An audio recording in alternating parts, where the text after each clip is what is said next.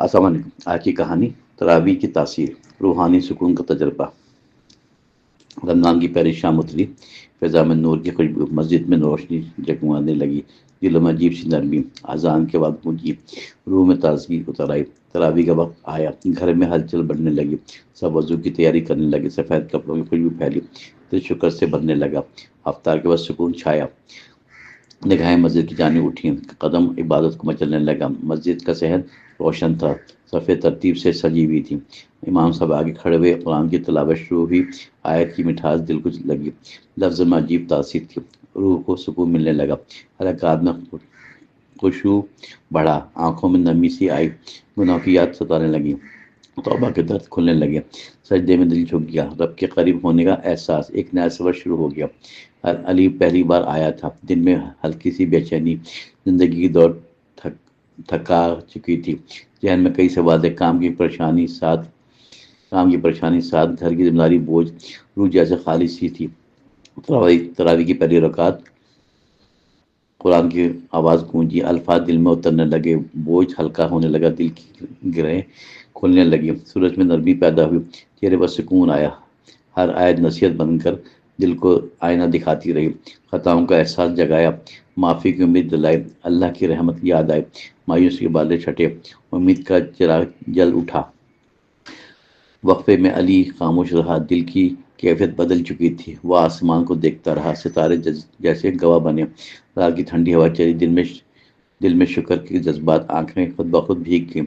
دوسری رات پھر آیا، اب قدموں میں جلدی تھی، دل خود مسجد کو کھینچنے لگا، صف میں کھڑے سکون ملا، تلاوت نے دل سنوارا، سجدوں نے غرور مٹایا، دعا میں آنسو بہنے لگے۔ تراویح کی مسلسل حاضری روح کو نیا رنگ دیا، دن کی تھکن کم ہونے لگی اور سبھی قابو میں آنے لگا، ہاتھوں میں نرمی پیدا ہوئی، گھر والے حیران ہونے لگے۔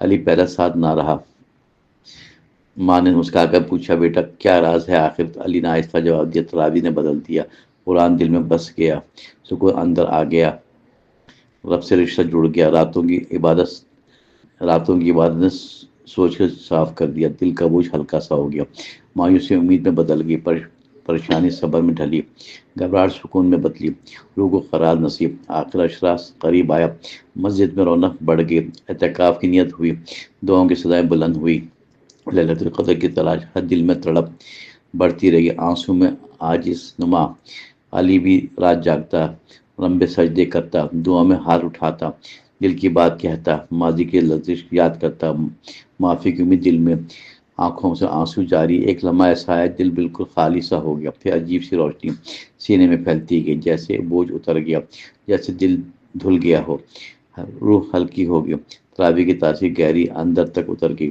الفاظ سے آواز نہ رہے، وہ دل کا حصہ بنے، زندگی کا رخ بدلنے لگا، عادتیں بہتر ہونے لگی، دل میں تقویٰ جاگا۔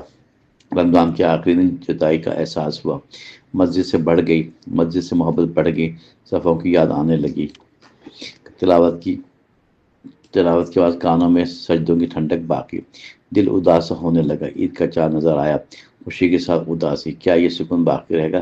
کیا یہ نرمی قائم رہے گی؟ علی نے عہد کیا، نماز نہ چھوڑے گا، قرآن سے جڑا رہے گا، تراویح نے سکھایا اسے عبادت دل کو سنوارتی ہے، قرآن روح کو جگاتا ہے، سجدہ غرور مٹاتا ہے، دعا امید جگاتی ہے، رمضان زندگی بدلتا ہے، اللہ قریب محسوس ہوتا ہے۔